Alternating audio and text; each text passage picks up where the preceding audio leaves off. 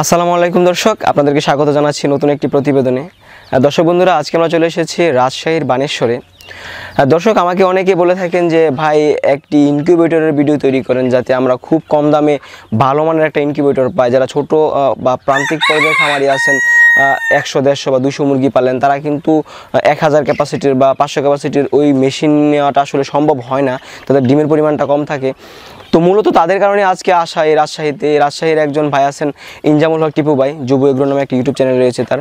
তো তিনি নিজে একটি দেশি মুরগির খামার পরিচালনা করেন। দেশি মুরগির খামারের যে ডিম হয় সেই ডিম তিনি একটি স্বল্প খরচের ইনকিউবেটরের মাধ্যমে ফুটিয়ে বাচ্চা উৎপাদন করেন। সেই ইনকিউবেটরের দাম হচ্ছে 3500 টাকা মাত্র, এবং তার ইনকিউবেটর হ্যাচিং রেট খুব ভালো আসে, প্রায় 90% বা 100% আসে কোনো কোনো জায়গায়। আজকে চোখ রাখবেন আমাদের এই ভিডিওতে, দেখাবো আপনাদেরকে স্বল্প খরচের ইনকিউবেটরের সুবিধা এবং অসুবিধাগুলো।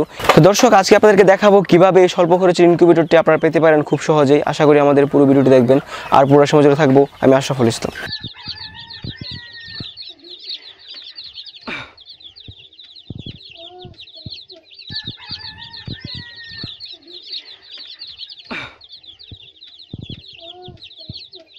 দর্শক, গত পর্বে দেখিয়েছিলাম ইনজামুল হক টিপু ভাইয়ের দেশি মুরগি পালনের সফলতার গল্প।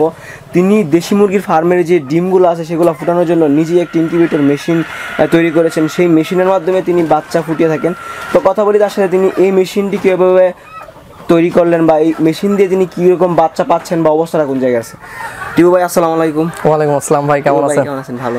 টিপু ভাই, আমরা কিন্তু গত দর্শককে দেখিয়েছিলাম দেশি মুরগি পালনের কথা। আপনি কিন্তু বলছিলেন যে আপনার যে ফার্মের যে ডিমগুলো এগুলো আপনি নিজে ইনকিউবেটরের মাধ্যমে ফুটিয়ে থাকেন। আচ্ছা, তো এই ম্যানুয়াল ইনকিউবেটরটা আসলে আমাদেরকে একটু বিস্তারিত বলেন তো। আসলে আমার এই ইনকিউবেটরটা তৈরি করা হয়েছিল আজ থেকে অনেক দিন আগেই। আমি যখন তৈরি করি মূলত এটা কাউকে বিক্রি করব কিংবা এই উদ্দেশ্যে আমি তৈরি করেছিলাম না। আমার টার্কির খামার ছিল, আপনারা হয়তো আমার আগে দেখলে বুঝতে পারবেন আমার ইউটিউব চ্যানেলে। তো আমি যখন টার্কির ফার্ম করি তখন বিভিন্ন রকমের টিপস দিতাম মানুষকে। তো দিতে দিতে আমার যে ইনকিউবেটর, আমি একটা ইনকিউবেটর কিনে নিয়ে এসেছিলাম এরকম অনেক টাকা দিয়ে, হিউজ টাকা, 10,000 টাকা দিয়ে আমি কিনে নিয়ে এসেছিলাম। আমার কাছে এই স্বল্প খরচে 200 ডিমের ক্যাপাসিটির মেশিন ম্যানুয়াল মনে হয়েছিল অনেক টাকা। তো আমি কিনে নিয়ে এসেছিলাম, কিন্তু এটার হ্যাচিং রেট আমি অনেক ভালো পাইছিলাম। আমি 90% প্লাস হ্যাচিং রেট পাইছিলাম। তো সেটার আমি একটা ভিডিও কীভাবে কী করতে হয় না করতে একদম আমি যেভাবে দেখছেন ফ্র্যাঙ্কলি খোলা মনে সব ডিটেলস আলোচনা করছিলাম। আপনারা ভিডিওটা হয়তো দেখলে বুঝতে পারবেন, আমার ইউটিউব চ্যানেলে আছে।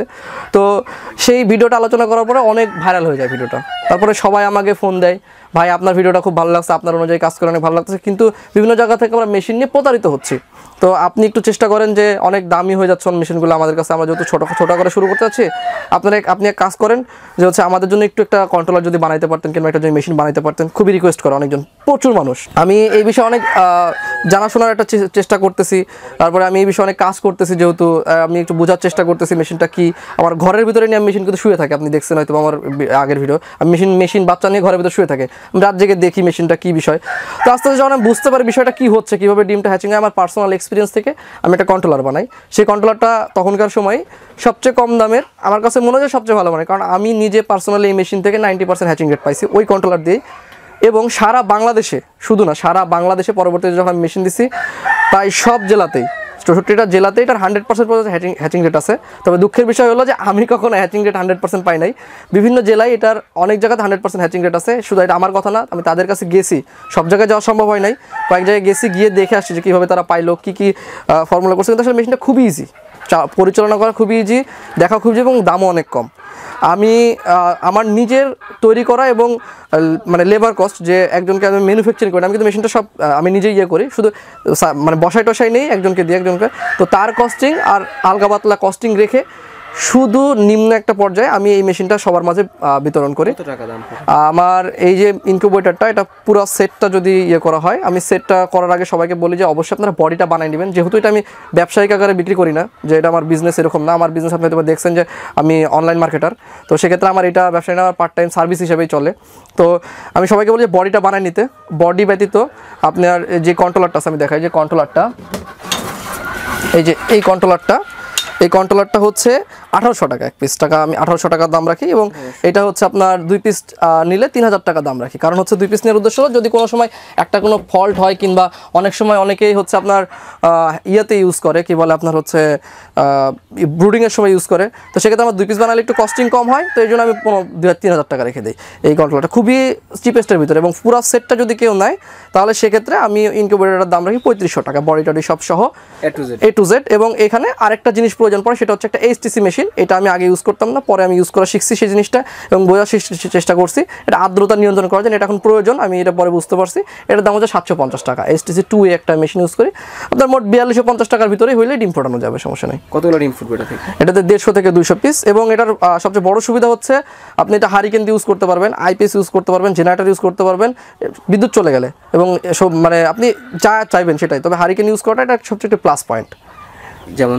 যেমন হচ্ছে আপনি বিদ্যুৎ চলে গেছে, আপনি হারিকেন ভিতরে দিয়ে দিলেন, আপনার হিটটা ঠিক থাকলো। আপনার এখানে আইপিএস কিনবেন না, অনেক বেশি খরচের প্রয়োজন পড়ে, 150 টাকার ভিতরে হারিকেন দিয়ে আপনি এটা ম্যানেজ করতে পারবেন। আচ্ছা, আপনি দেশি মুরগির ডিম 150 থেকে 200, টার্কির ডিমই 150 থেকে 200, দেশি মুরগির ডিম 200 উপরে, মানে ডিমের সাইজ অনুযায়ী ডিপেন্ড করে। এটা যেহেতু ম্যানুয়াল, এখানে আপনি ডিম যে বড় হয় তাহলে একটু ছোট আসবে, কম আসবে, এটা বেশি ছোট হলে বেশি। কোয়েল প্যাকেট ডিম তো অনেকগুলো, অনেক 400-র উপরে। 400-র উপরে।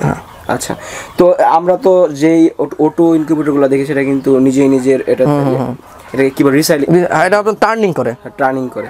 তো আপনার এটাকে কিভাবে করতে হয়? এটাকে হাত দিয়ে দিনে 3 থেকে 4 বার, 3 থেকে 4 ঘন্টা পর পর এটা আপনার হাত দিয়ে জাস্ট শুধু নড়াই দিতে হয়। এবং নড়ানোর জন্য আমি সিস্টেম করছি, আপনাদের দেখাই যে এই যে ডিমটার এক পাশে 0, এক পাশে ক্রস লেভেলিং করছি, যেন আমি ডিমটা তো সব দিকেই হচ্ছে সমান, আমি বুঝবো কীভাবে কোনটা এখন নড়ালাম কোনটা পরে নড়ালাম। তো এখন দেখা যাচ্ছে আমি 0 সব করে রাখছি সব ডিমগুলো, পরবর্তীতে আমি নড়ায় সব ক্রস করে দিলাম 3 থেকে 4 ঘন্টা পর পর। অনেকে আমাকে কোশ্চেন করে যে হচ্ছে ভাই তাহলে রাতের বেলা ঘুমানোর সময় কী করবো?